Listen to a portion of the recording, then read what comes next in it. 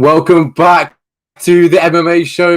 Me and Silva are here to talk about some fights that happened on the weekend, some fights that are happening this weekend, and we're also here to talk about the Ultimate Fighter. It's a pleasure to be joined by you once again, Oscar. How's it going over there in Chicago? Yeah, it's been a week or so since we last talked, and it's always a pleasure to speak with you, man. And we had some spectacular fights last weekend. I thought that might have been the best fight night of the entire year of 2021. Let's go over that real quick. Yeah, we'll head straight into the main event. Let me know your thoughts, Oscar. How did you see the fight? Was the scorecards correct in your eyes? And how did TJ Dillashaw look? Yeah, I just want to start off by complimenting both men. Both men proved that they are top bantamweights. There was doubts about TJ Dillashaw after his USADA suspension. I have no doubts. This guy is very good, and he was coming in quite injured, and he faced a ton of adversity in the fight, and his cardio looked on point. EPO helps out your cardio, and his cardio did not look diminished whatsoever. So I don't know what you take away from that, but I do take away that Sandhagen is very much an elite fighter.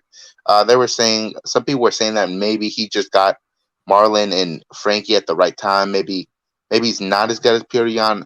In this case, I think he might be the champion one day, to be honest. Honestly, I thought he was the one doing more damage. His straight punches were hurting TJ. I was thinking Sandhagen probably gets a knockout during the fight. But my original prediction was correct. This one went the distance. Both guys are very tough. And at the end of the day, I thought Sandhagen won the fight. He did more damage. Dillashaw did get more control time, but honestly, that should be thrown out if Corey's the one doing more damage and being the more effective striker. Yeah, this fight was super close. When it went to the judges, I thought this could go 48-47 either way. It was all rounds were super close. As you mentioned there, Corey Sandhagen with these straight shots was really punishing TJ Dillashaw in this fight. Straight down the barrel, straight down the pipe, hitting TJ, just pinging him off his head. He was looking fantastic, and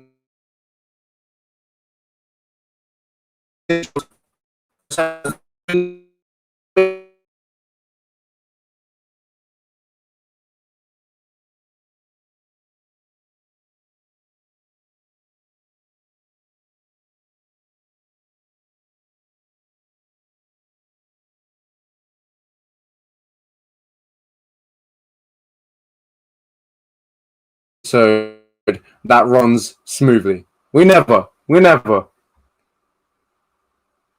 Let's see what's happening.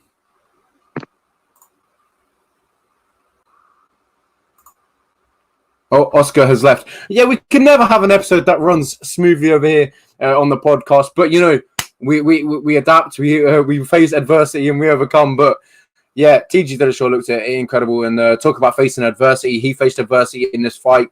Got hurt a few times. He came back, pulled it on against Sandhagen as well. But he was 2 years away outside the cage. Took no easy fights. Went straight in there with a number 2 ranked bantamweight in the world and put on a phenomenal fight. And potentially could be, fight of the year candidate. Fight of the fight night could potentially be event of the year candidate. And it was a fantastic night all around. But yeah, Oscar is back. I was quickly talking while you were gone, and I said that we can never have a show run smoothly. Yeah, it's a shame, man. It really is. But hey, this is what happens when you're new in the business of podcasting. You're gonna have these errors. We're no Joe Rogan, really. But let's move on to the co-main event between Raulian Paiva and Kyler Phillips. Kyler Phillips was a 3-1 favorite in this fight. A lot of people were placing money on him without hesitation, and I was not one of those people. Raulian Paiva is a very talented fighter. He's got a great record, and he made this fight very close, but let's be honest, this was 100% a draw. That first round was almost over when Kyler Phillips was landing those huge bombs and stunning Paiva bad. I thought you could have even thrown in the towel after that first round. Yeah, Kyler Phillips in that first round looked phenomenal, and he slowed down in the second and third. Piver eventually worked his way back into the fight, and the draw, I wouldn't have argued with a draw. It was a fantastic fight, a very hard fight to score. Phillips getting them 4 takedowns. Piver got 2 of his own. The control was similar. Phillips landed more strikes. If you're looking at statistic view, but in my opinion, it was either going to Piver or a draw. Yeah, and I thought nobody won that fight. Both guys showed clear flaws, but you got to give props to Piva coming in as a big underdog, moving up a weight class, and he looked really good, and he showed tremendous heart. I think 135 is division for Piva now. I think after has he got a fight booked already, or am I getting him confused? No. I might have gotten him confused, but yeah, and the next fight for him now will be huge. Potentially, he called out Asensao, which is a fantastic call out. Phillips was originally meant to fight Asensao, so now he wants to step in and get that fight against Asensao. It'd make a lot of sense. Hopefully, he does get that fight, and he could be a real problem at 135 pounds. And this division keeps getting deeper. It's incredible. Yeah, it is. In my opinion, it's the best division in all of MMA. This is where you see a ton of fight of the nights. All 3 of the awesome wars we had this night were from bantamweight fights, and we'll actually talk about the first fight of the night. I just want to go past these couple to talk about the opener. That's how good it was. Adrian Yanez against Randy Costa. Everybody was hyped about that fight coming in, and let's be honest, you could have this as a co-main event. We knew this was going to be a high-quality fight, and it was. Costa looked as good as ever in that first round. He was jabbing Yanez's face off. He was lighting him up, and I thought Yanez was going to go away, but he showed his heart in the second round, and he made Randy Costa fold with a body shot and finished the fight. Excellent performance from Yanez, and I think he's one of the best strikers in this division. And it might be time for a ranked opponent after this. Yeah, I would love to see if he doesn't get a ranked opponent, maybe a Sugar Sean O'Malley. That matchup would make be really, really fun next. But is Sugar Sean O'Malley up to that? We don't know, but it would definitely be a fantastic fight to see. And Yanez, he worked his way back into that fight after a fantastic round from Randy Costa, as you mentioned. The jab of Costa was looking incredible. In that first round, I was thinking, oh my God, Costa is looking ridiculous. He looked like he's going to win this fight, and he looked like fairly comfortably. But at the end of the round, Yanez started to pull himself back into it, and then the second round, he hit him with that nasty body shot, folded him, finished the fight. But Randy Costa, both men here, their stock, both of them went up. Fantastic fight. Both of them have no shame. Randy Costa will come back, and he will look better than ever. And it was refreshing to see a fight like this with the, do you want to call it animosity behind it? It was like a friendly animosity. It was refreshing to see that kind of rivalry in MMA. Definitely should be a lot more like that, but it was a fantastic fight. Congrats to Yanez. Congrats to Costa. Both men definitely have high future in this division. I'm excited to see where Yanez goes here from next. I would like to see the O'Malley fight. Who would you like to see next? I would like to see pretty much anybody next. I think you could also give him Holly and Piper or Kyler Phillips. There's so many good matchups. Maybe Tim O'Reilly might have just gotten ranked a fight against Ricky Simone. There's so many good fights in this division. I think maybe you give him a Damon Jackson, a guy who could challenge him on the ground. We have seen Yanez struggle there before, so yeah, there's so many good matchups. Well, let's talk about struggling. And that's what Darren Elkins does to you if you let it get past the first round. He takes all these shots, and then in the second round, he works his way back into it, and then he eventually finishes the fight. That first round, Minna was putting some punishment on Darren Elkins, but in Darren Elkins' style, he grinds himself back into the fight. And there's always a frequent occurrence when you find Darren Elkins. Either he gets beat by the better man, or you fade, and your stamina goes, and he wins the fight. There's only two ways Darren Elkins fight goes, but there's always certain in a Darren Elkins fight, he's gonna bleed. He will always bleed. I think it's inevitable. I don't know how to say that word, but I think it's gonna happen in every fight. I don't know what it is. He probably has a lot of scar tissue, but man, Darren Elkins is an absolute warrior. Got himself back into this fight and got the win. TKO finish in the second round. It was a fantastic fight. What are your thoughts on that? Yeah, Elkins taking damage is inevitable. He has it tattooed on him for a reason. He loves to get in a good scrap, and this is what this was. Derek Minner, in his last fight against Charles Rosa, he showed that he's not just a first-round submission or bust kind of guy. He showed a better composure.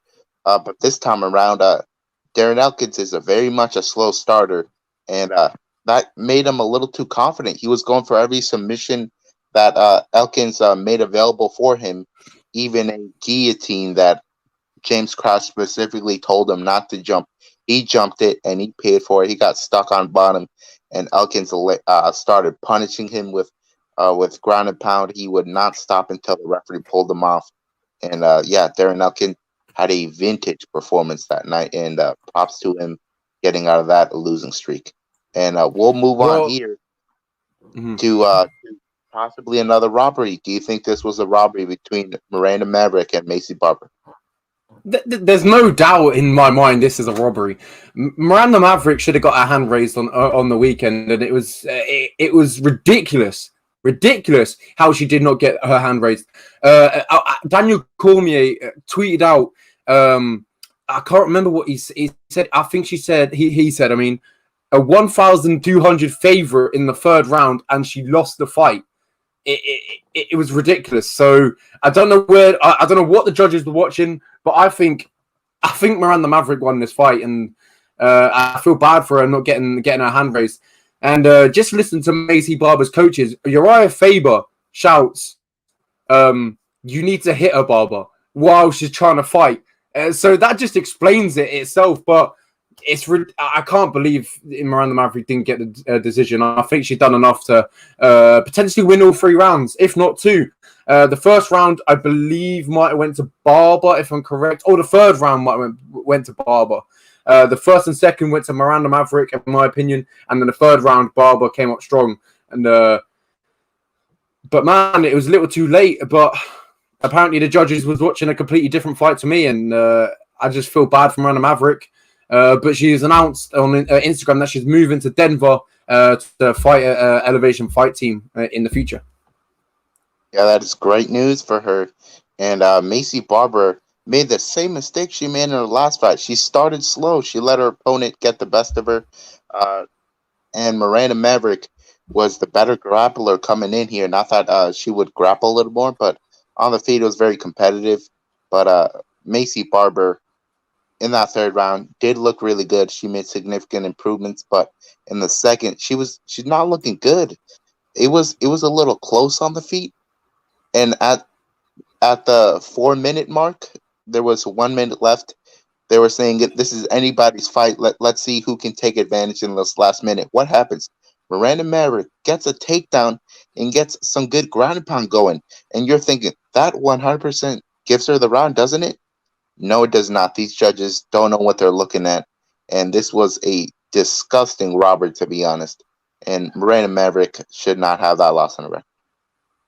Yeah, 100%. I agree with you. You've got to feel for Miranda Maverick at this stage, and a fight that was her win, and she's got it taken away for her for the judges.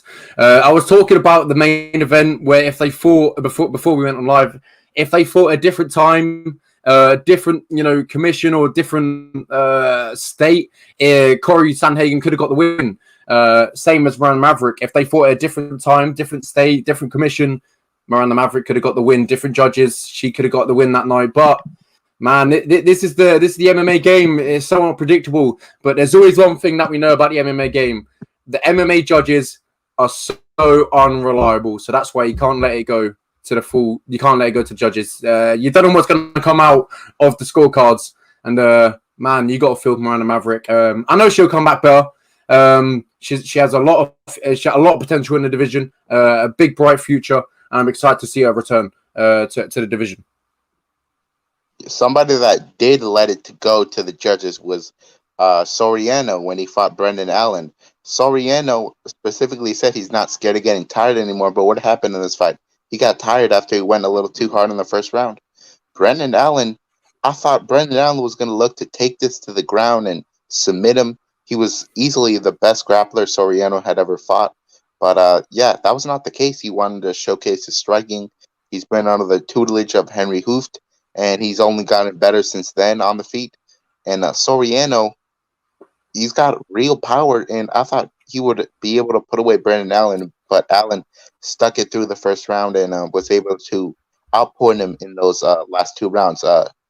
It's a really good look for Brendan Allen being able to outstrike Soriano on the feet. I thought he would rely on his grappling, but no, and this time he looked good as ever.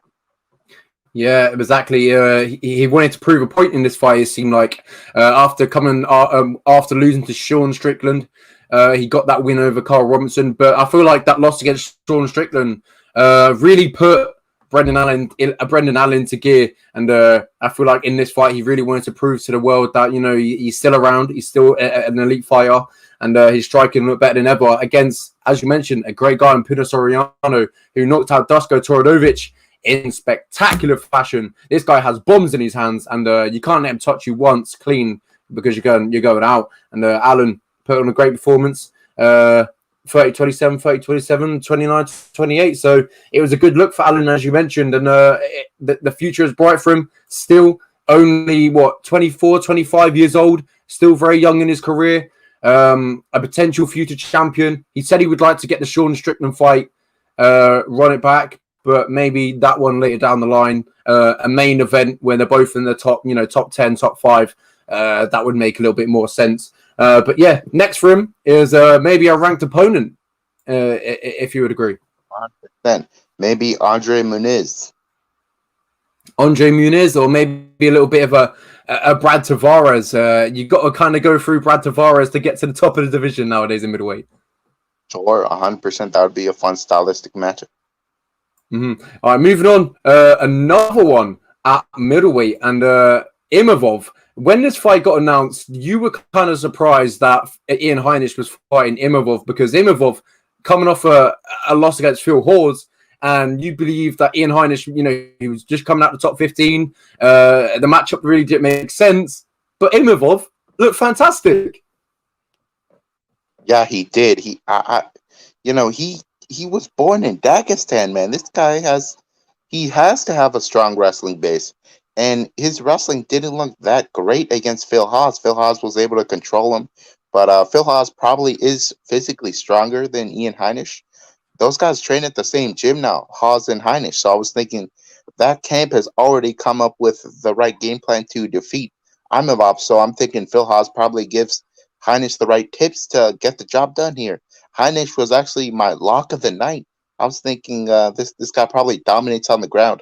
Maybe gets a third round TKO, but that was not the case. Imavov was 100% the more relaxed and effective striker. Heinisch couldn't get it going, and it's tough to see a guy who's that good continuously get put in compromising positions. And I think his next fight might be for his job. It's unfortunate, but Imavov, I'm not counting him out ever again. Phil Hawes is just a different beast, and I think he knocks out a lot of ranked guys, to be honest.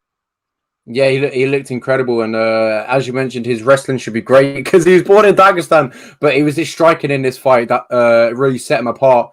And Ian Heinisch never looked really into the fight, and it's unfortunate because Ian Heinisch came off the Contender Series, I believe, off the top of my head, yeah, and then went straight into some hard fights, got himself ranked, but now unfortunately fell off, lost against Kelvin Gastelum. I believe he lost against Omari Akhmedov, and then Derek Brunson. There we go. Now we lost against Imavov. So, he's not took any easy fights. So maybe a step back in competition, get back in the win column is probably next for Ian Heinisch. He's a great fighter. I'd like to see him get back into that win column. One that really didn't last long. Mckee Gao went into this fight to try and prove a point, and prove a point he did. 2 minutes and 57 seconds into the first round, he gets that submission choke. He goes to his bread and butter. The submissions, the grappling, that's where Mckee Gall was, born. And that's what he's good at. That's where that's where he really shines. And it really showed in this fight that he was just different level when it comes to the grappling realm. And he got that submission choke and returns back to winning ways after possibly the worst performance of his career against Diego Sanchez. His last fight was against Mike Perry, actually. That's the one. That's the one. Yeah, in that fight, he actually got dominated on the ground by Mike Perry. But in the first round, he outpointed Mike Perry, which that's not easy to do at all in the first round against Mike Perry. But he was able to do it, and I kind of wrote that off, to be honest, because I was thinking, Mike Perry's kind of falling off. Jordan Williams is a young kid moving down the division, and he's got fight-stopping power. And it was Mckee Gall that had the fight-stopping power in this fight. He rocked him terribly, knocked him down, and was able to eventually submit him. Mckee Gall started his career really in the UFC, and he had some tough performances because he did not have that time on the regional scene to grow. But now it appears that he has grown and he truly belongs in the UFC, and he gets a lot of guys fits. I think Carlos Condit should be next in Madison Square Garden. Oh, that would be a fantastic fight. I'd love to see it. I'd love to see, these prospects go up against these legends. Fantastic fight, would make a lot of sense. Mckee Gall, has a big presence online because, as you mentioned, he was basically, brought up in the UFC after he had got one fight on the regional scene, and that was it. He was straight into the UFC fighting Phil Brooks, CM Punk, and then, the rest is history. And I'm excited to see, where he goes next. He made some necessary adjustments after his last fight and got the job done. But I'd like to see his striking get tested a little bit more. But, we're seeing what happens there. But talking about striking, Julius looked phenomenal against Andre Ewell. But there was talked about it being, I think I saw a little bit, people were saying a little bit early. But what's your thoughts on that? No, I think it was appropriate. Andre Ewell constantly underperforms. He just continuously has these tough matchups, guys that will be there later in the fight to punish him after he falls off in the first. After the first, it's happened over and over again, and I don't know why more people didn't bet on Julio Arce here, who was a talented featherweight. He moved down to bantamweight, his true weight class, and he looked better than ever. He had a split decision with Hakeem Dawodu. That's not easy to do. So I did think that Arce was going to finish him here, and that's what he did. Arce should be rewarded with a really high-level opponent after this. Man, we keep on saying Sugar Sean should fight one of these tough guys. Maybe Arce is that guy. Looks like Sugar Sean doesn't want to fight these ranked guys. He's calling them out, but have we really seen the wheels turn in that direction? Not really. And Arce might be one of the best unranked guys in the division. Yeah, we always have this 135-pound division at the moment. It's just, man, it's just like jewelry. It's a diamond, and if you compare it to, what's that? Sorry, an embarrassment of riches, to quote the great Brendan Fitzgerald. Yeah. There we go. An embarrassment to riches. The division is stacked, full of killers. We were talking about Ronnie Barcelos when he was outside the ranked the rankings. It was everyone was thinking, how is he not ranked? He was on like an 8-fight win streak, and he just lost against Timo Valiev. And now we're looking at Julius dropped down from featherweight. And now we're thinking maybe he should get a ranked opponent. But this 135-pound division is. It's stacked as it's ever been, and as you mentioned there, that Sugar Sean O'Malley fight that would be an enticing matchup, and I would definitely like to see that one next. And O'Malley said he would like to fight at MSG, and I think it's definitely a possibility. I'd like to see it happen when O'Malley's fighting. Whether you like him or not, you're watching, and he always puts on a show. Yeah, let's move on. Fight where Sijara Eubanks, she didn't. All she did was put on a beating on Elise Reed. Reed had like zero offense in this fight. This was a domination. She bullied her the entire fight. There wasn't a single glimmer of hope for Elise Reed. At least Reed once fought at N-weight, and she was fighting somebody moving down from Benweight. I was supremely confident that the former Brazilian Jiu-Jitsu high level black belt in Sijara Eubanks was going to be able to dominate her, and she did. This was very gnarly to watch. I thought Eubanks maybe would get her first submission here, but yeah, she just settled for vicious ground and pound. At least Reed's eye was busted all the way up after the fight. And yeah, this fight should have never happened, to be honest. This was a huge mismatch. Yeah, I 100% agree with you. As you mentioned, 145-pounder dropping down to 125 pounds, and Reed, formerly an atomweight fighter, it was a big mismatch. And it's Reed, was a prospect going into this fight. She still is a prospect. She could definitely go on and do incredible things in the future. But this ain't the end of the road for her. She's gonna have another fight in the UFC. Then we get to hopefully she gets a test where we get to see what she's really about. A fight that that we can see her win. But Eubanks, to go straight into your debut, man, that was a tough matchup. And the UFC did her no favors in this one. But yeah, she'll be back. Eubanks, I'm not too sure who she called out, but I can't remember off the top of my head. Called out a lot of the top girls. She has a win over the current title challenger, Lauren Murphy. Yeah. No, fantastic win. I believe that might have been on the Tough Fan Now. So yeah.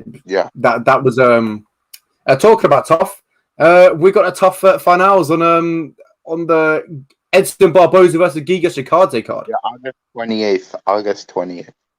There we go. August 28th, the tough final will go down. But the first fight even, we had Belbita versus Hannah Goldie. And Hannah Goldie returning back to the cage after some time out. This fight, it was an interesting one. But how did you score it? I scored it clearly for Diana Belbita. I thought I thought the last round was one of the rounds. I think the first round I scored it a 10-8. She nearly stopped Hannah Goldie. I actually did bet Belbita to win this by decision because I knew that Hannah Goldie was very durable, and she proved it here again. But this was even when Hannah Goldie was hurt, she was still able to take it to the ground and get some good ground and pound going. Props to her, but Belbita really showed that she's a very good striker, and she used her reach advantage and pieced her up, man. That's a good performance for her. She needed this win, and she looked good as ever. Yeah, as you mentioned there, she looked great as ever. But we've got some fights this weekend, don't we, Oscar? The UFC returns back to action. Uriah Hall versus Sean Strickland. This card, it's not the deepest card that we've ever seen. Lacking, a lot of star power, you could probably say. But man, there's some fights on here that I was really looking forward to. They have lost a lot of fights this card. They lost two main events. You mentioned they lost Askar Askarov, Alex Perez, Sam Alvey versus Roman Kopylov, and then Ronnie Lawrence versus Trevin Jones. That has now been called off. Shamil Akhmahimbov versus Chris Dorcas. That has been called off. Oh, they've lost so many fights, and you just got a feel for this card. But there's a few fights on here that I'm really looking forward to. It's always good to see Brian Barberena return back to action. He's a killer. He always brings the fight, the entertainment. But yeah, what's your thoughts on the card and in particularly the main event? Yeah, there's a ton of unestablished names in the UFC here. If you did not watch the UFC, if you didn't watch the Contender Series or the UFC overall in the last year, you're gonna have no idea who's on this card. Really, there's a lot of new names, and I got a feeling that we're gonna see a lot of showcase fights in here. We're gonna see some quick finishes where we're gonna see, these people being talked more about after this event. But in the main event, I think that's a really solid main event. Uriah Hall has 2 finishes over world champions in the last 2 fights, so he probably did deserve a main event spot here. In Strickland has been looking unbelievable since he moved it to 185, so that's a really good main event in my opinion. The rest of the card, it's not the best. It probably needed a solid co-main event, but they lost 2 in a day, so that's really a shame. But hey, I'll certainly watch all these fights, and I think this is one of those cards that you never know, it could sneak up on you and be a crazy good card. Yeah, you were talking about where these kind of sort of cards really surprise everyone.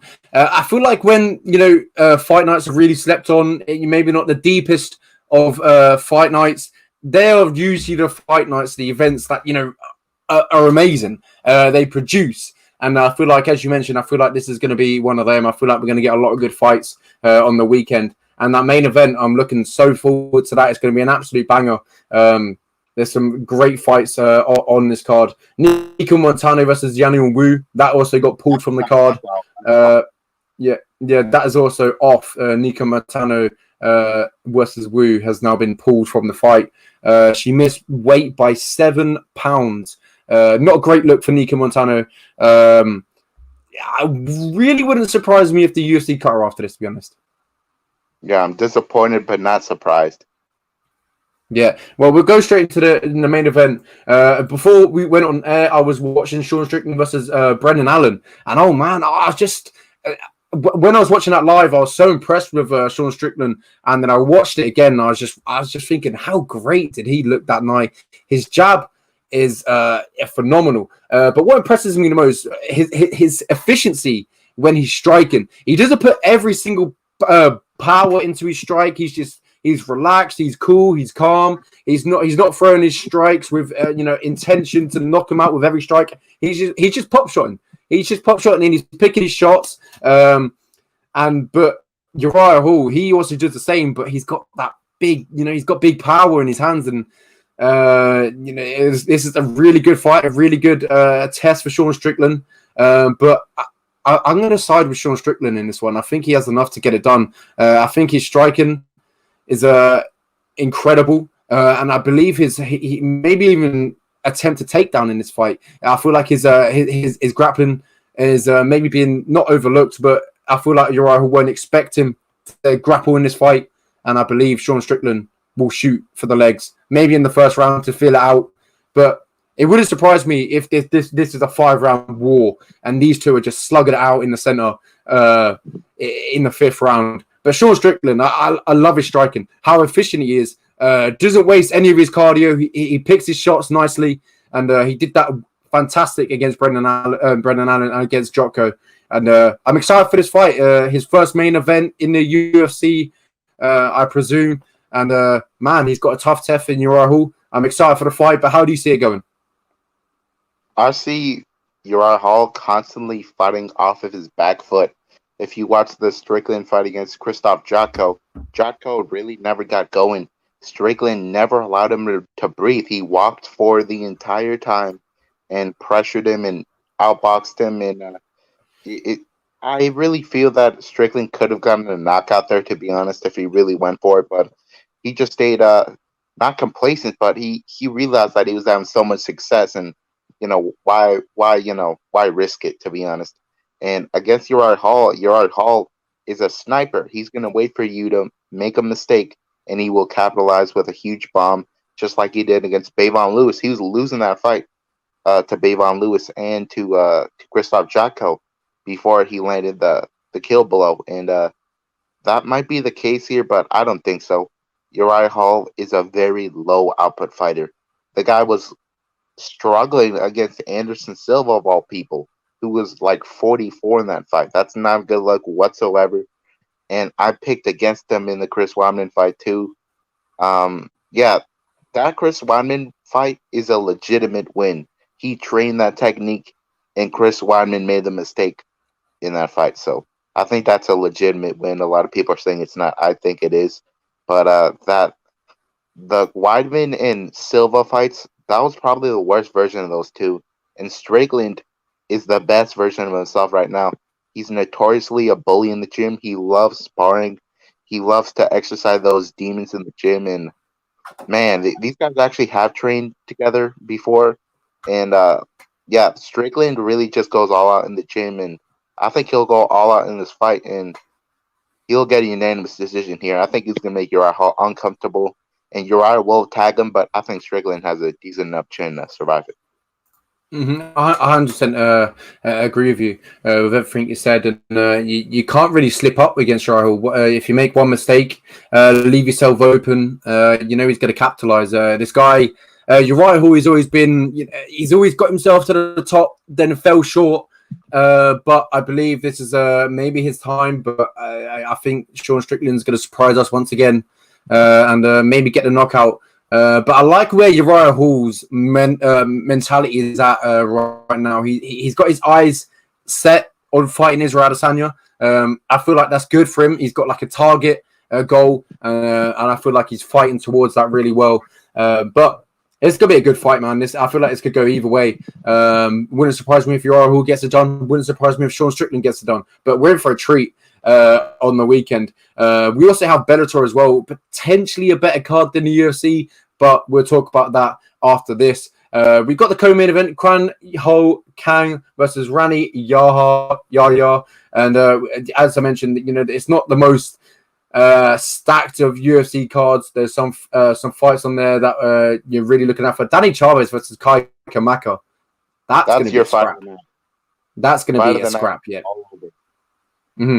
Yeah, so we're quickly, as we, the card isn't the greatest. So we don't want to keep it for too long. We'll keep it. We're going to go into detail a little bit, but we won't keep it long enough. I want to get to this Bellator card too in the episode. So we'll go for the co-main event. What's your thoughts on that, Oscar? Yeah, this is a fight between a really talented grappler and veteran in Rani Yahya, who almost has gotten every win by submission, and Kunyo Kan, he's very underrated. The problem is he's just struggled to stay active because of things outside of his control, injuries and military duties.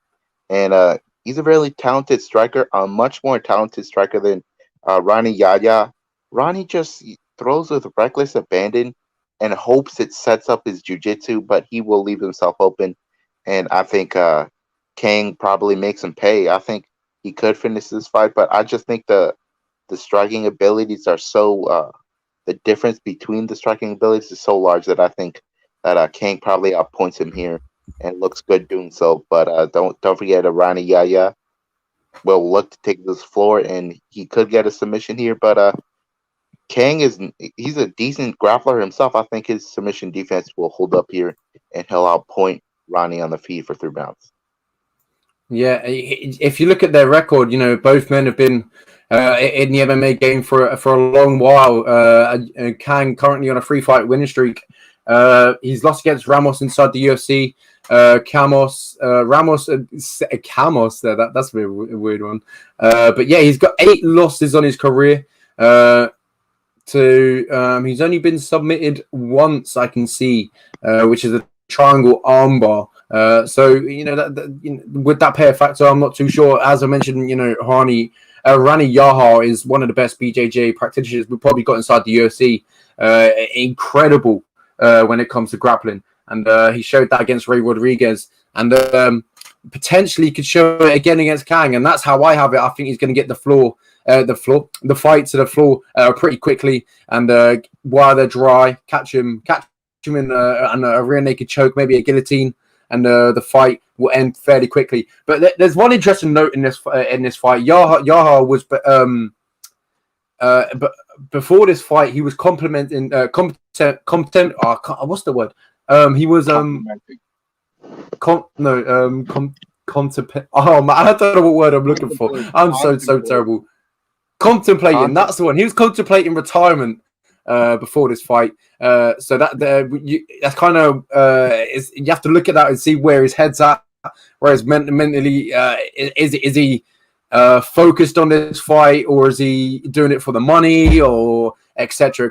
So, but I'm still going to go with Yahya in this fight. I think he gets the fight to the mat, and he gets that submission win potentially in the first round. I feel like he's going to catch him dry and get that win very, very quickly. But yeah.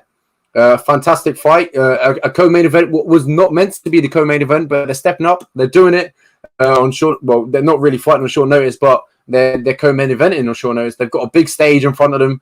They've got to take it by both hands and grab it. 115 strawweight bout between Gloria DePaula and Sharian Baez, women who's 5-3 versus 5-2.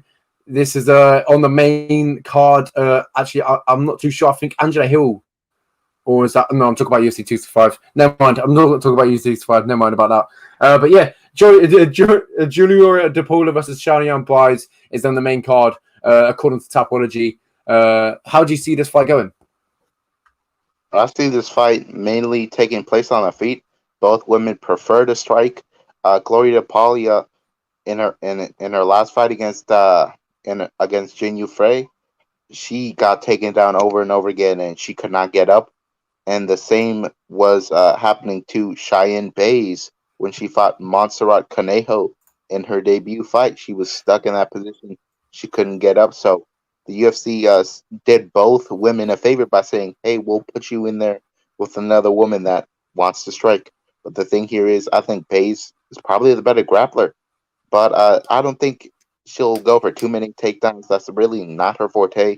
She comes from a striking background, and I think she's the cleanest striker, and she's probably the more aggressive striker. Both women have a decent amount of stoppages on their record, but I think Bays is ever so slightly the cleanest striker. And I just think she fought the better competition coming up too. And not to mention her 15 amateur fights. So if somebody's sticking around in the amateurs that long, they really care about improving their game before they go to the professional MMA circuit. Yeah, I agree with you with everything that you said. This is on the main card, so they've got a big. They've also got a big showcase, and these women, I believe, as I mentioned before, that the event, that the ones we sleep on the most are usually the ones that deliver. And I believe some of these fights are going to be phenomenal. Honestly, both women do not belong on the main card. They're both 0-1 in the UFC. I honestly think that the UFC just looked at the matchup on the feet and they were thinking it's probably going to be a good show. But other than that, they probably don't belong on the main card, and it's tough that we're going to see a young prospect go 0-2 in the UFC after that. But let's move on here. Nicolas Stolze against Jared Gooden. That's a fun fight right there. Stolze was supposed to fight Munir Lazzez. That was a tough matchup, but Gooden is not as polished as Lazzez is, and I think Nicolas is the more versatile striker, and I think he has the better cardio as well and the better grappling. If you have those three things on your side, you'll probably go far in this sport, and Gooden probably just has a Hail Mary KO on his side here, and if he doesn't get it, Nicolas will stall him for 3 rounds.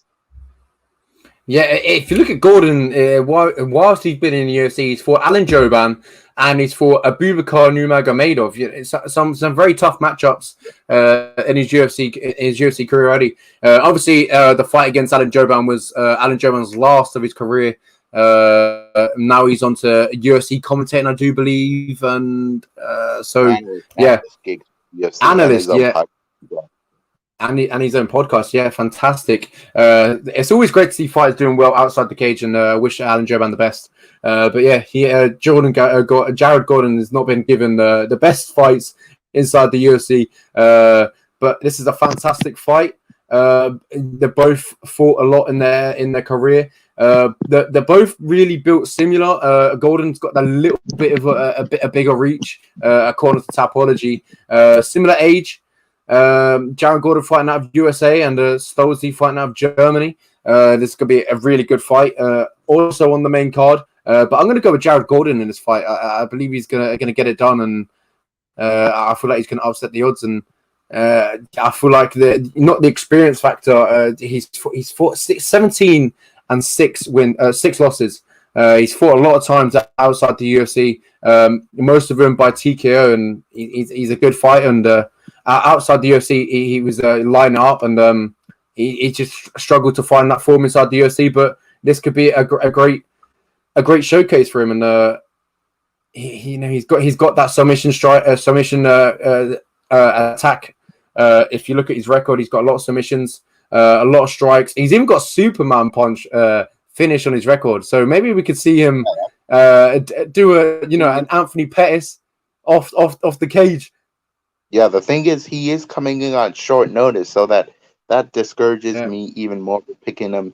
And even though he does have submissions on his record, Nicolas Stolze has most of his wins by submission, so I don't think he's going to get caught by surprise by Gooden, who has fought the worst competition, in my opinion. So Stolze for the win here, and this will be the rivalry fight of the week between us two. The winner gets to brag on the next episode. Yeah, if you look at Stolze's record, he lost against Chris Stringer, who was 11-12. But you know that was a few years ago. He's improved since then.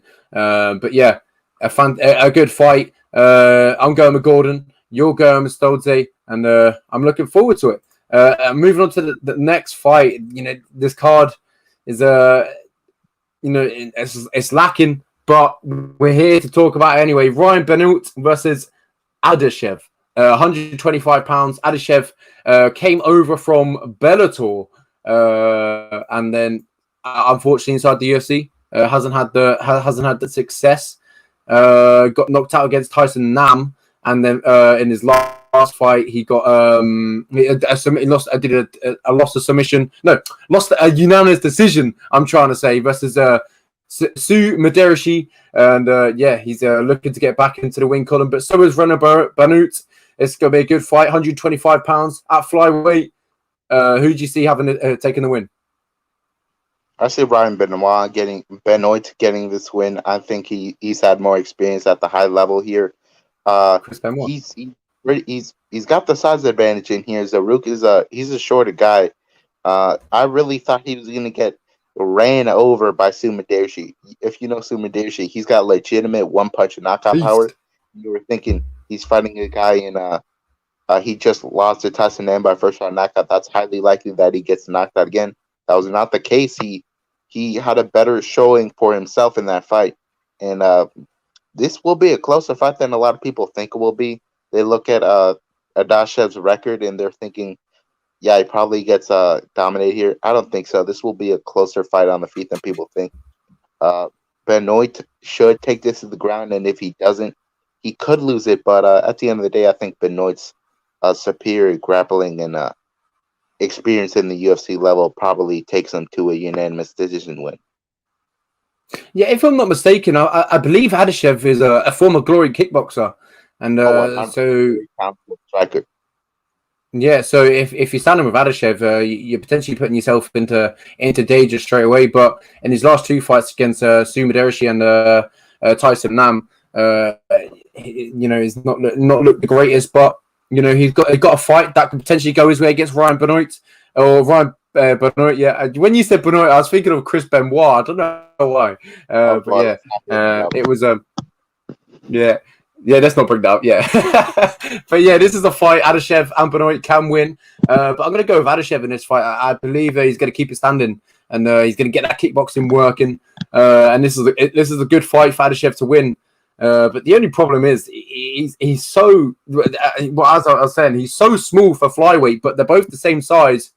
So it's interesting to see how that plays factor. But I think Adashev takes this one. I believe he keeps the fight standing. And takes home the unanimous decision victory after he outstrikes him.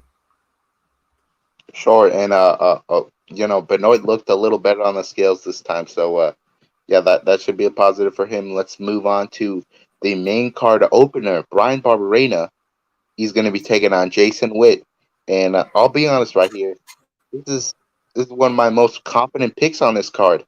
Brian Barberena was fighting for his life just a couple months ago. Like, I believe it was 7 months ago, he was set to fight Daniel Rodriguez, and he gets kicked in the right spot in training, and before you know it, he's on the cusp of death. He has to go in for emergency surgery. And the doctors gave him really no timetable for when he would return, but some discouraged him to ever fight again, but he fought through it, and it appears that he's gone through the training camp well enough for that to be a non-issue in this fight. I would be sure that he guards the body here, but the thing with Jason Witt here, he's really not a talented striker, and his durability is not there at all. The guy got knocked out with a jab in 22 seconds. by Matthew Semelsberger. The durability is not there. And Brian Barberena is not a fish out of the water on the ground either. He could 100% submit Jason Witt. But at the end of the day, I think before 2 minutes goes by, I think Brian Barberena leaves Jason Witt unconscious. I agree with you in this fight. As you mentioned there, Jason Witt unconscious after, getting a jab in his face. It's not the best look. Brian Barberena is an absolute... He's a dog. When he's fighting, he's leaving it out on the line.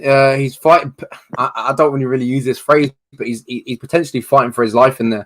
He puts it out on the line, and he goes in there and puts everything into every single fight. Yeah. And he always leaves his heart and soul in there. And that, no doubt, Brian Barberena is going into this fight, and he's gonna try and do the same.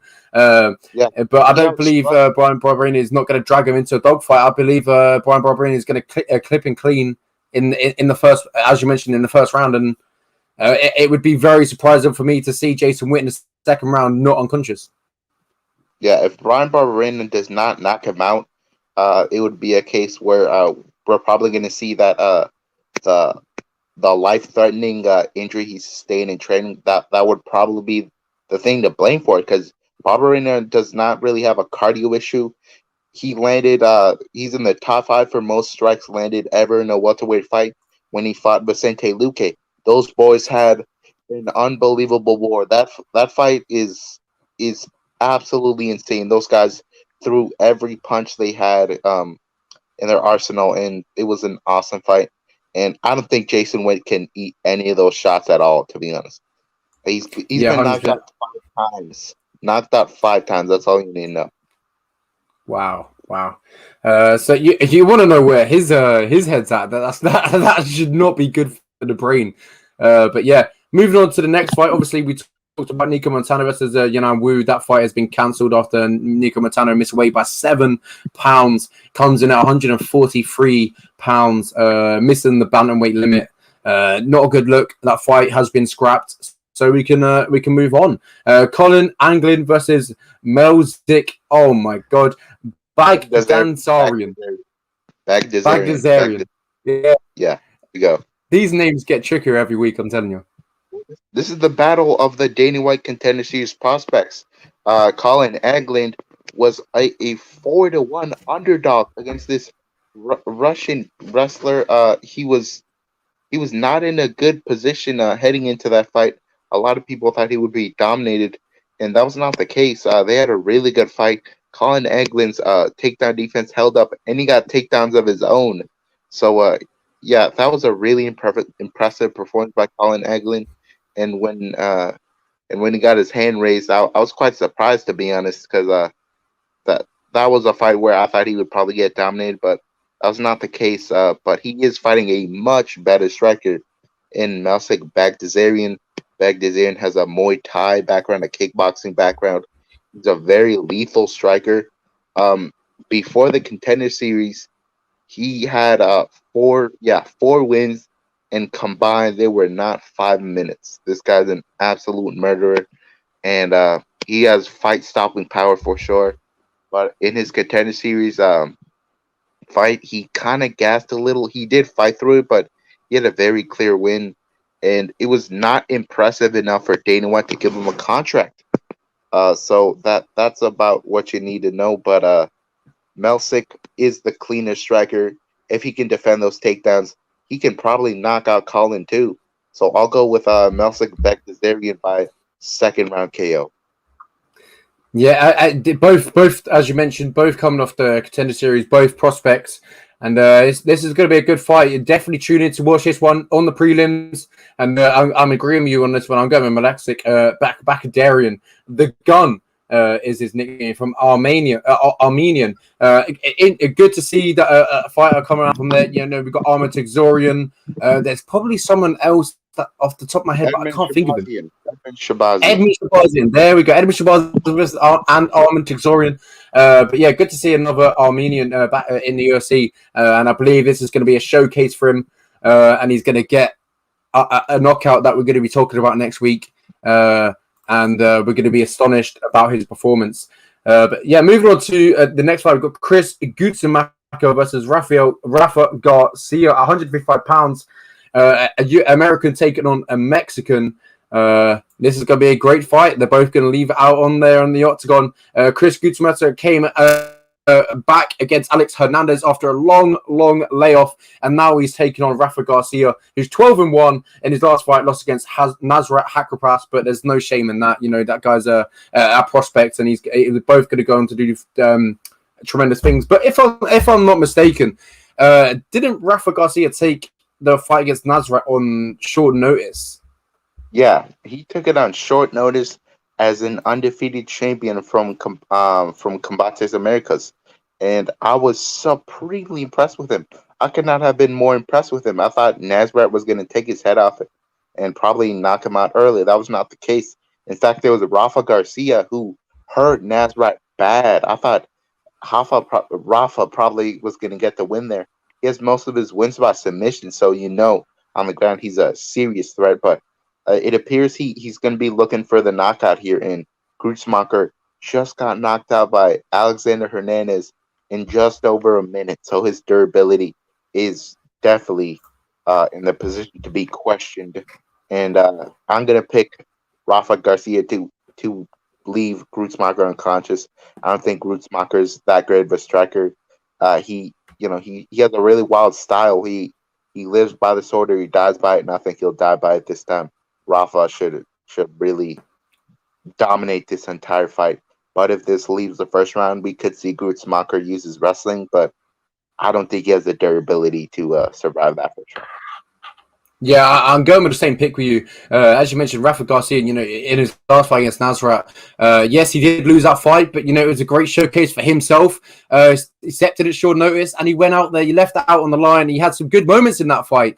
But, yeah, now he takes on Chris Gutson, and this is a fight that I believe he's going to go in there, get the KO or the TKO finish in round number 1 or 2. But this fight is always the MMA game is always hard to bet on, because Gutson could go out there, use his wrestling, dominate for 15 minutes, or Rafa Garcia wins in a minute. This game is just so unpredictable. That's why I will never bet on it.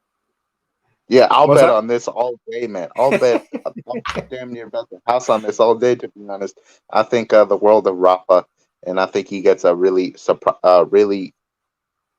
great finish in this fight. Let's move on. Yeah, fantastic performance in his last fight, as I mentioned. Even though he did lose, stepping in at short notice and put on a fantastic performance. But we both said this at the start of the episode. Our fight of the night, Danny Chavez versus Kai Kamaka. This fight here is going to produce 100%. Make sure you tune in for this one. This is going to be an absolute showcase for both men. I'm excited to see this one go ahead. I spoke to both of these fighters. I spoke to Danny Chavez and Kai Kamaka. That's always good to see, and me having my name linked to him sort of in that way. But Danny Chavez, a fantastic fighter. On his debut, I can't remember who his debut was against, but I remember seeing his debut, and it was a fantastic performance.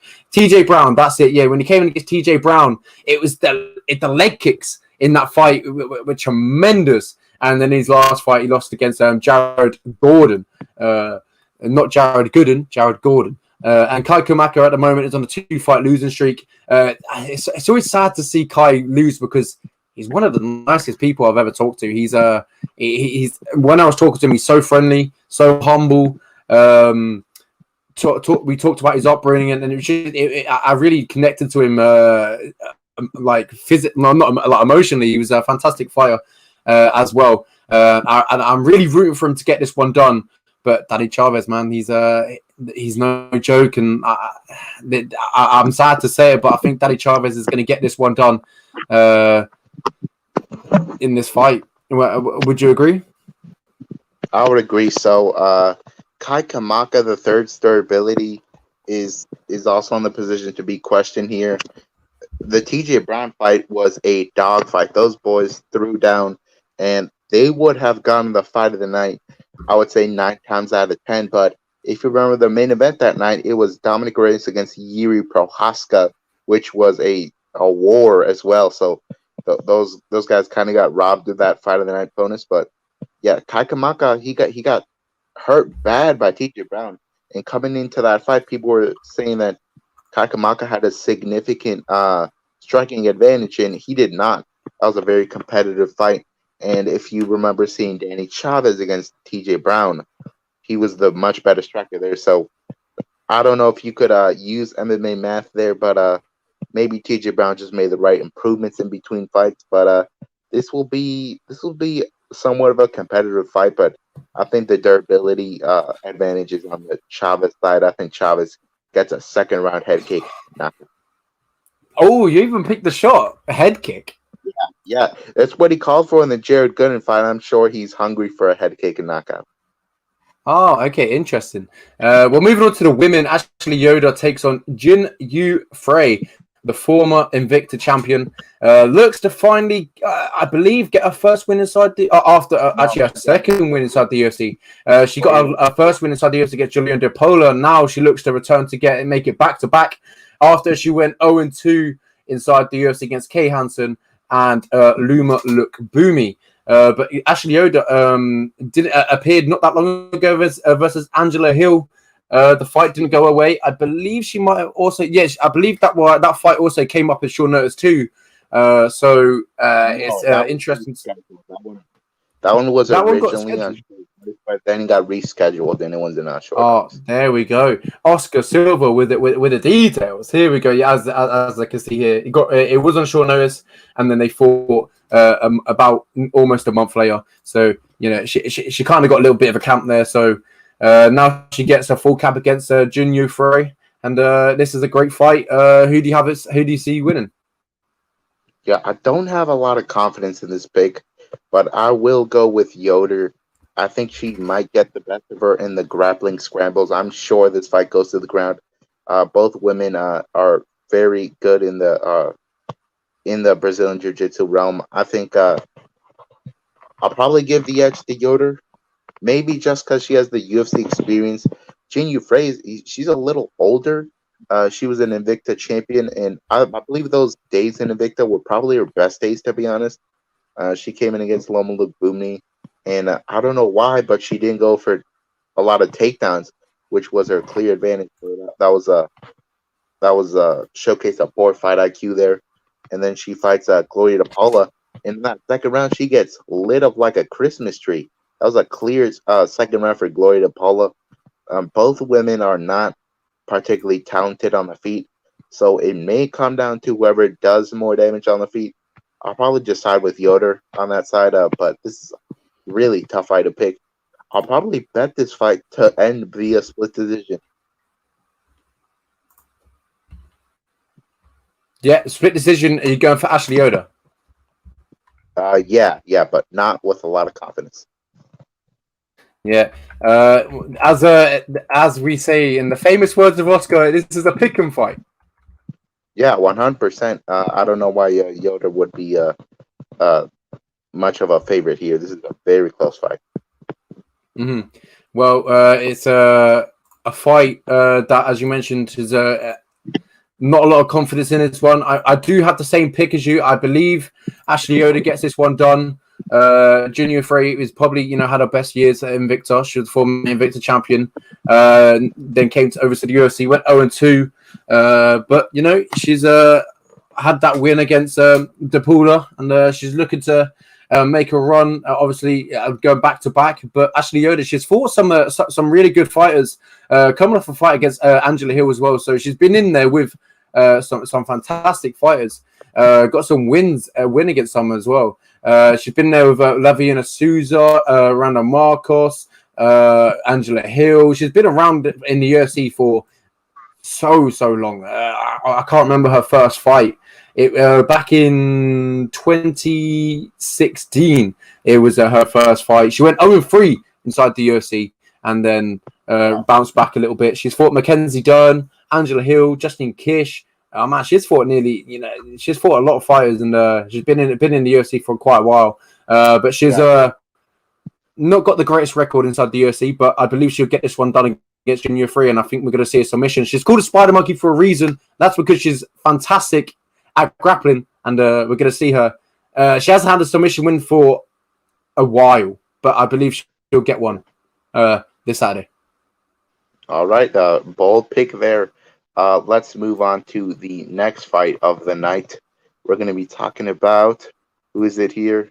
Let me see. It's not Trevin Jones versus Trevin Jones versus Ronnie Lawrence. That fight has also been cancelled, which was one of the fights that I was really looking forward to. Ronnie Lawrence. If you've seen when he first fought, me and Oscar were so high on Ronnie Lawrence, and 21 takedowns, I believe it was. Something like that. It was insane, and he overwhelmed him and got the finish in the third. That was one of the best performances I've ever seen in the UFC. Yeah, and he was meant to fight Trevin Jones, but that fight, unfortunately, has been cancelled. So moving on to the first fight of the evening, we've got Oriano. Oh, damn. How would you pronounce that? I believe it's Orion. Orion Kosi versus Philip Rowe, who also missed weight, but that fight is also still going ahead, though. So that's interesting to note down before we get into, talking about the fight. So Philip Rowe did miss weight. I believe it was like 1.5 pounds over 173.5. He might have came in. So not great for him. But who have you got in this fight? Yeah, the weight miss here might be part of my pick here. I'm going with Philip Rowe. Who knows if the weight cut causes him to gaslight in this fight? But a guy who's kind of a first round knockout or bust kind of guy is Kosi. Just like his brother, I'm not going to paint the guys with the same brush, but if you look at what they traditionally do, they like to get it done early and quickly. So I just think that Kosi probably blows his wad in the first round. He does have a decent wrestling background, but man, in the regional circuit, he was fighting some cans, man. I'll say it. He was before the Contender Series fight. He was not fighting good competition, and the best competition he fought was on the Contender Series, and he struggled to get that finish early, but he knew he needed that finish to secure the contract. So he slammed the guy on his head, and he got the TKO in the crucifix position. Very impressive. He's got the killer instinct. Philip Rowe, he's kind of struggled to use his length, but I think when it comes to BJJ, he's definitely far ahead from Kosi. And in the striking department, he's more polished. He's not as wild. So I think at the end of the day, it'll probably take him to a unanimous decision win here, but he could 100% get clipped and put out by Kosi, who's got power in his hands. But yes, this is a close fight, and I'm not sure how the weight miss will affect Rowe here. Yeah, Rowe lost his first 2 in his career, and then won 7 back to back, and then in his last fight against Gabe Green, didn't go his way. Both men like to finish fights, so this is going to be this fight here is not going to go to the scorecards. I believe this is going to end within the first or second round. As you mentioned, Orion hasn't fought the best of competition. He's fighting the people with the record likes of 18-43. 2-2, 4-0, 1-0, 1-3. But yeah, Philip Rowe made his debut against Gabe Green in his last fight. Didn't get the nod, but it was a great fight. But he also, in the Contender Series, he knocked out Leon Shabazian. You might recognize that second name, the brother of Edmund Shabazian. So he's got that name under his record. But yeah, if you look at his wins on his record on the regional scene too. 4-5, 1-2, 0-3, 0-1. So they both have not been fighting the best of competition. This is a good matchup. As you mentioned, Philip Rowe or Koski can probably blow his load in this fight in the first round, and maybe gas out. But I'm going to go with Philip Rowe in this fight. This is going to be a finish. I believe it's going to be a wild fight in the first round. And I feel like we're going to see a punch from Philip Rowe. They're going to catch him clean and get the finish. This fight is definitely not going to the judge, though. This is definitely going to be a finish. Yeah, this is going to be a high-action fight. And if you want to talk about other high-action fights happening this Saturday night, we're going to be talking about Pitbull against Mckee. This is a very good card. A lot of people are just talking about the main event, but the rest of the card, it's not bad at all. I think Bellator has invested into these two. They know that the winner is getting that $1 million. And Mckee, he's a young prospect, man. Bellator loves their prospects nowadays. In Pitbull, probably the Bellator GOAT. This is a tough fight for both guys, and I think this fight is properly lined in the Vegas odds. Pitbull's a slight favorite. I agree with that. I think on the ground, it's a little bit of competitive fight, but we saw Pitbull against his last opponent. He got a tremendous guillotine after he rocked him badly. Could this fight be ending in a similar way? I really think it could. Yeah, this is a fantastic fight, and this is probably the best card of the weekend. It may be, but Patricio Pitbull versus Adrian Mckee. Adrian Mckee has fought 17 times in his MMA career, and he's fought 17 times in Bellator. Or is it 16 times? I think his debut might have been outside the Bellator, and then he fought in Bellator after that. But no, all 17 fights have been inside Bellator. It's ridiculous. He's grew up in this promotion, and I'm excited to see how he gets on against the toughest test of his career. Patricio Pitbull, a double champion, 135 pounds, 145 pounds, double champ against Darren Caldwell. People are doubting AJ Mckee is how is he going to deal with Caldwell's wrestling, and he went in there, got the submission win, a modified neck crank. It was a weird one, but he got it done. He made Darren Caldwell tap, a former champion as well. But Patricio Pitbull, man, this guy's no joke. If he was inside the UFC, he would be top 5, top 3. 100%. This guy is a killer. But the one problem with Patricio Pitbull, maybe he sits back a little bit too much with his strikes. He doesn't go forward enough with his strikes. He's always sitting back, waiting for the counters. We saw it against Michael Chandler when he hit him with that counter over the top, hit him on the temple, finished the fight. And we also saw it against literally in his last fight against Emmanuel Sanchez. He countered, got knocked down, then got the submission win. We saw it against Pedro Carvalho. He got the counter in that fight and finished the fight brutally. Patricio Pitbull has got power in his hands. For someone so small, out featherweight, the guy can absolutely crack. And I believe AJ Mckee will be able to take them shots. I feel like AJ Mckee is going to take these shots. Maybe he does lose in this fight, but it'll be a fantastic learning lesson for him. But you can never really write out AJ Mckee, because every time we write him out, he produces a spectacular performance and he proves all the doubt was wrong. But AJ Mckee has said, interestingly, that he's open to moving to the UFC. And this is Bellator's star boy. He's had 17 fights, all his fights inside Bellator. And he said he's open. He wants to move to the UFC. And also recently, MVP has also said that as well. So, oh man. Yeah, I think those boys just want a little more money from Bellator, to be honest. Yeah, AJ Mckee this week has says, if the check is not right, then I'm not fighting.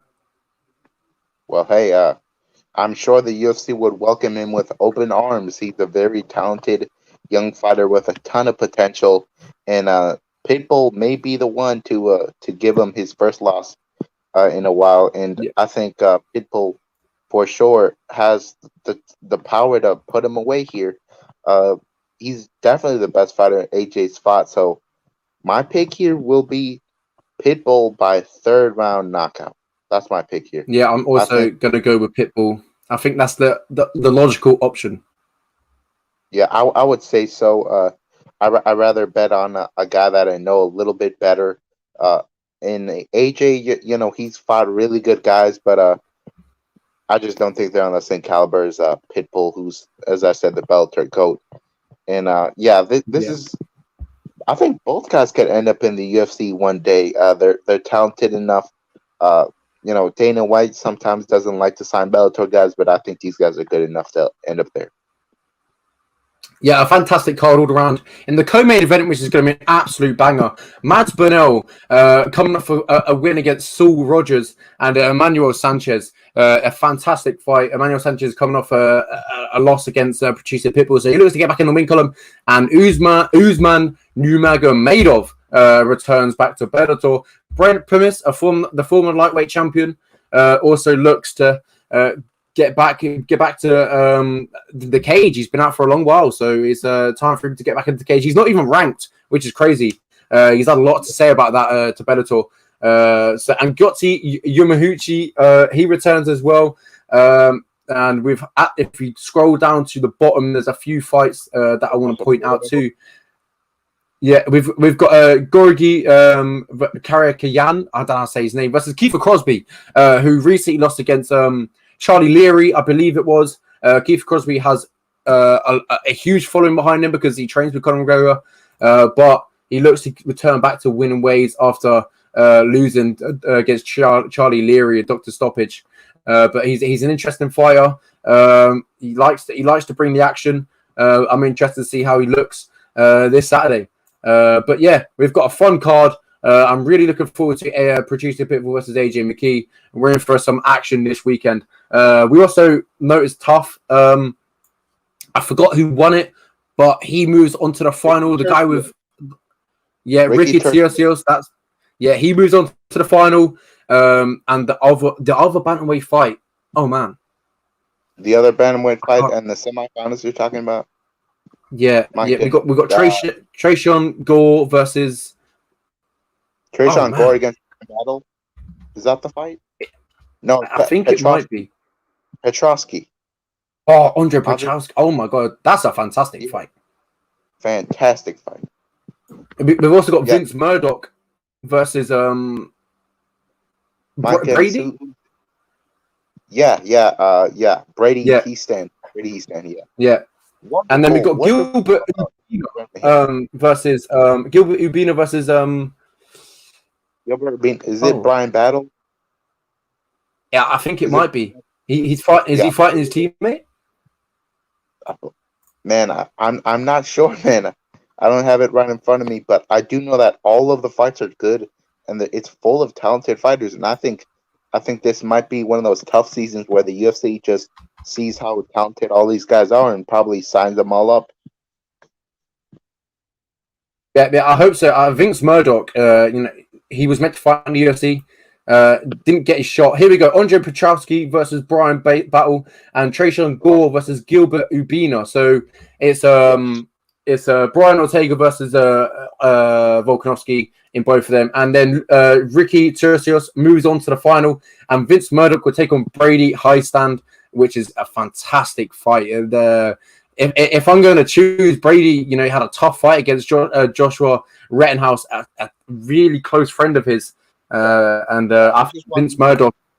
Now that we've seen how the semifinals are looking a little bit, and a couple of these quarterfinal fights, who's your pick to win the Ultimate Fighter on both sides? On both sides, I think for the middleweight, I'm going to go with Andre Petrosky. I think his performance impressed me. His performance impressed me the most on the tough. And if we talk about bantamweights, I think I might go with Vince Murdoch. I think although Ricky. I feel like Ricky Tiosios has really surprised me because against Mitch Raposa, I thought he was going to lose that fight, and then against Ludovic, I thought that was a close fight, and he, as you mentioned, he gassed. But man, I think Vince Murdoch versus Brady is going to be a great fight. I think Vince gets to the final and he wins. Vince wins, and Andre Petrosky, I think he wins too. Yeah, I would have to agree. I can't wait to see those guys mix it up in the UFC, and whether you're watching Bellator or the UFC this weekend, make sure to enjoy the fights. We'll certainly have a lot of talking points for next week. Oh man, we had a lot of talk points this week. Been a long episode, 1 hour and 20 minutes of absolute talk, and we're going to wrap it up here. We hope you enjoy the fights this weekend. From me and Oscar, a very good bye. I hope you enjoy the fights. I hope they perform, whether you're watching Bellator, whether you're watching the UFC. I hope you enjoy them this weekend. Any last words, Oscar? As I mentioned, great counter programming by Bellator. They couldn't have just put, their worst fighters on there. They made sure to put on the best of the best on that card. So, yeah, I wouldn't even blame you if you're watching Bellator or the UFC or both, but make sure to just enjoy the fights. They'll be spectacular. This is one of the first times in a while that Bellator have gone head-to-head with the UFC, so it's interesting to see how that gets on. And I believe, they're probably going to pull in a little bit more viewers than the UFC because the card is absolutely stacked. And I'm looking forward to both fights. I'm going to be watching both of them. I'm looking more forward to the Bellator main event, but I'm excited to see whatever happens. So from me and Oscar, a very goodbye. I hope you enjoy the fights, and we'll see you next week to talk about some more fights.